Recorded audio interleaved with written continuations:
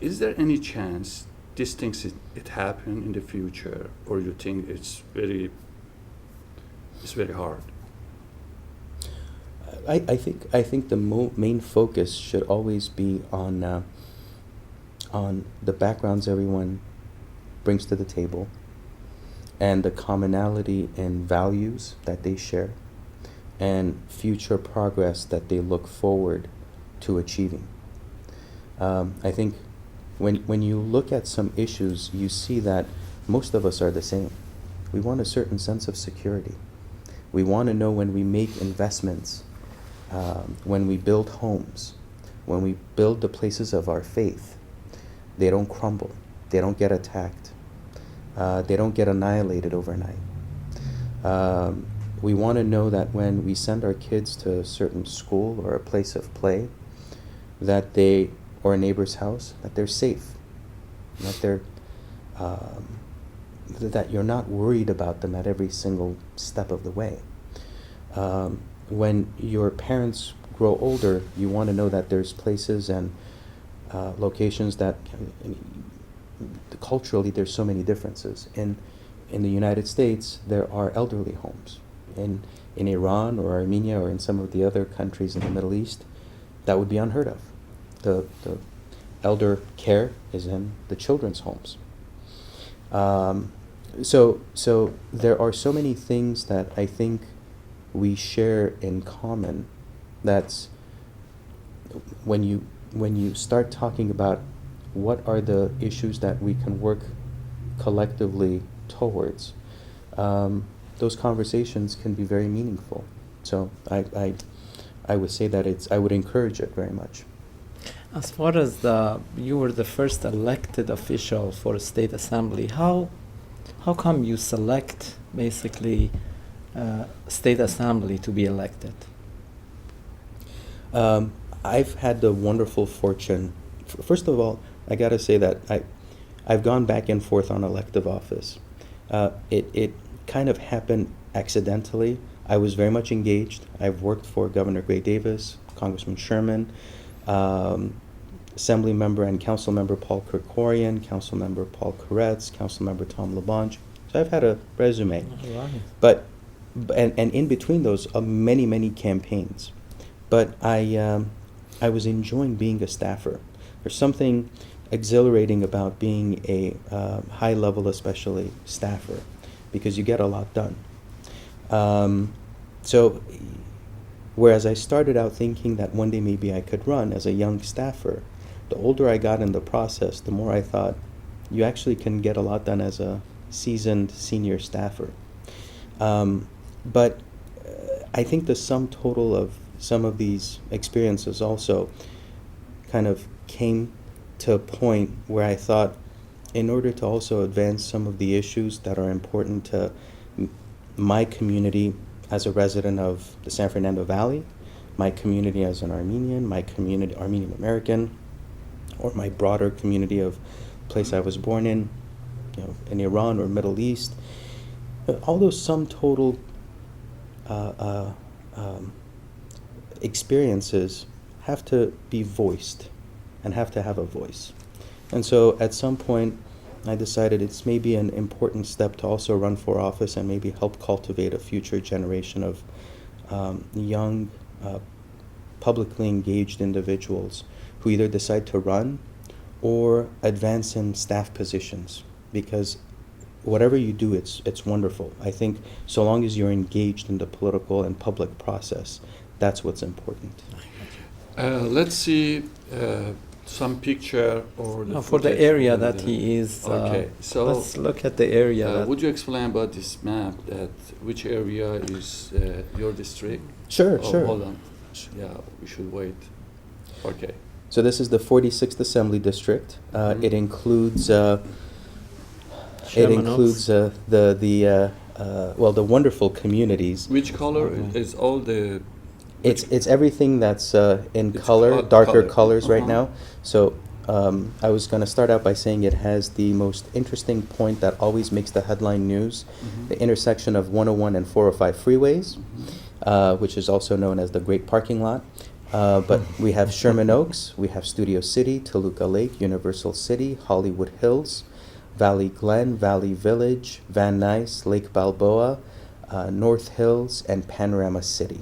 And we have a small different smidgen of Granada Hills. And I'm sure you are not worried about the budget because you have Universal Studio in that streak, so you are making lots of money by that. Am I correct? Universal Studios is one of our biggest employers in the district, but Is it good income for the city? it's unfortunately we've lost a lot of movies. Movies aren't being That made they in moved out, I know. California But the way they used to Universal be. Studio itself, you know, Universal does very well, yes, Mhm. and they're in amidst the expansion plans, which is wonderful to see, because you want to see that the staple of California entertainment industry, staple industry is doing well and growing. why some studio filmmaker they moved from that area? Why? Because various reasons. When California had a strong hold on the industry, but when technology started making it more available for other countries and states to try to compete for those Mostly industries. they moved to Canada. Is that true? Canada, England, Germany. India.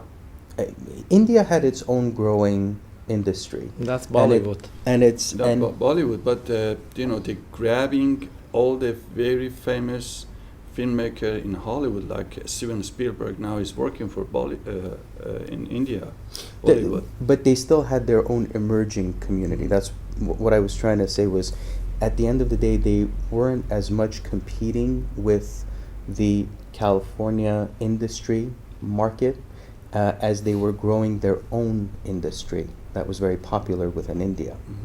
Mhm. But over time, everyone has started competing. We have about 36 different states now, just within the United States, offering tax incentives, sometimes at the peril of the state finances also, in order to attract businesses away from California. So just to give an example for the audience, we, in California in 2003, nationally of the 12 blockbuster movies, Mhm. 7 were made in California. But the rest they closed up And or the- they moved. 5 of them would be outside of Mhm. California, but of 12, 7 were made in California in 2003. Fast forward 10 years, in 2013, in comparison, only 1 of the 12 blockbuster movies was made in California. It's disaster. It is a disaster. And so we needed to take steps to make Mhm. sure that we win back the industry. Because right now, the industry is in a place where people from all over the world still come to Hollywood Mhm. because the name Hollywood attracts people. And we can't afford to lose that. Adrien, what have you accomplished since you got into state assembly? Well, it's been a very fast, short 2 years, and it's been an amazing time. We passed the water bond that the voters are going to have an opportunity to vote on in the November election, which I encourage our listeners to participate in California and vote for. We were able to continue working on the implementation of the Affordable Care Act, which has been a great success in California. We've extended coverage to over 1 million individuals in the state alone. And those are just the broad areas. And my work, I introduced 3 different bills, which many of the components were then placed into the overall film tax credit package that was passed as well. We just passed a tax credit for the entertainment industry that's going to invest $330 million annually back into the film industry. You are trying to get them Personally, back, obviously. Absolutely. Because New York is offering $425 million a year. So we need to compete and make sure that we don't allow the industry to be lost. Mhm. But personally, I've been very proud of some of the work I've done, whether it's come on investing in water infrastructure, investing in transportation infrastructure. I wrote a bill that will now allow us to look at the possibility of converting the Orange Line, that's a bus line in the San Fernando Valley, to a rail line. which is going to increase speed and increase the capacity of passengers. And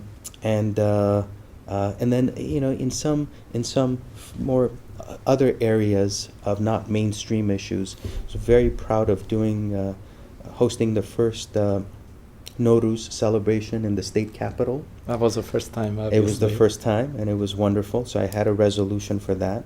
I also worked on making sure that the Armenian genocide is taught in California schools, so that every student, regardless of whether they're in Lodi, Bakersfield, Los Angeles, or San Diego, learn about this human atrocity. And not only learn about the Armenian genocide, but all genocides and Holocaust, so that this doesn't happen again. Yes, let's talk about the pictures that we want to see it. You have some picture in house and Sure. With Mr. Zavyarolovsky. This is the family's picture. This is my family, so my wife Diana. Nice kids. And well, thanks to my wife, of course. My son that my wife is holding is Alexander. He just turned 4, and my boy that I'm holding, David Beg, is 2. Will be turning 2 in December. That's good. So let's see the other picture. I'd like to explain for our viewers. This is just yourself, and other picture, please. Okay, what is this? This was from in Sacramento. We have an opportunity to learn a little bit about what all the different professionals do, and so the firefighters had a day where they would come in and explain to legislators what it's like to be a firefighter. So we would have to wear their boots, their gear, all the fire retardant materials that they use, which weighs about 40-50 pounds. Okay. And then step into a very hot room or climb a ladder and do all the things that they do to get a feel. Yeah, that's the other picture. Where is this? This is a press conference that we held. I was joined by my former mentor and good friend and former boss that I worked for, Paul Krikorian. Worked for him for 6 years. Bob Blumenfield and Zev Yaroslavsky. We held a joint press conference in talking about taking steps. This was after my bill had been signed by the governor on allowing the Orange Line to be for rail to be built on the Orange Line. We have an interview with Bob 2 weeks ago. Yes, Bob, Great. Mr. Bob Great. Blumenfield. Yeah. Great. He's a good friend. He's amazing. So the other picture, if we see not bad, people knows about. If you can tell us about the environmental that I have noticed, they said 100% score for Mr. Nazarian for environmental work. That's AB 649. Would you explain to us? I've Let me explain to my viewers. Sure. این سالایی که الان داره میشه همه تکنیکالی انجینیرینگه. Like- متوجه اینا مهندس اردلان رفته یه جورایی تقلب کرده ما هم گوش میکنیم اینو به فارسی میشه بگی چیه؟ خواهش می‌کنم. I'll keep it brief. There are several issue areas that are very important to me. I think environment is one of the areas where, you know, the science is there and tells us some of the steps we need to take to ensure that the Earth and the planet that we leave behind for our kids and our grandkids and our great-grandkids is a sustainable place, and it's not a place where they're going to then need to fix the ills that we left behind for them. So I've been very sensitive to issues that are going to have a long-term impact on our environment. And so, unfortunately, and also I represent a place where many of my constituents feel the way I do. And so that explains my 100% on some of the environment issues. Okay, as far as the AB 60 for the insurance, you have any explanation on that part? The AB 60 was the bill that allows for the state to issue driver's licenses to undocumented residents. Okay. I felt this was extremely important, not just at the human level, because unfortunately, the reality is, if we wanted to build a wall in the United States with our borders, whether to Canada to the north or Mexico to the south, we could have done that many, many decades ago. The reality is that we don't want to do that because it provides us opportunities for labor.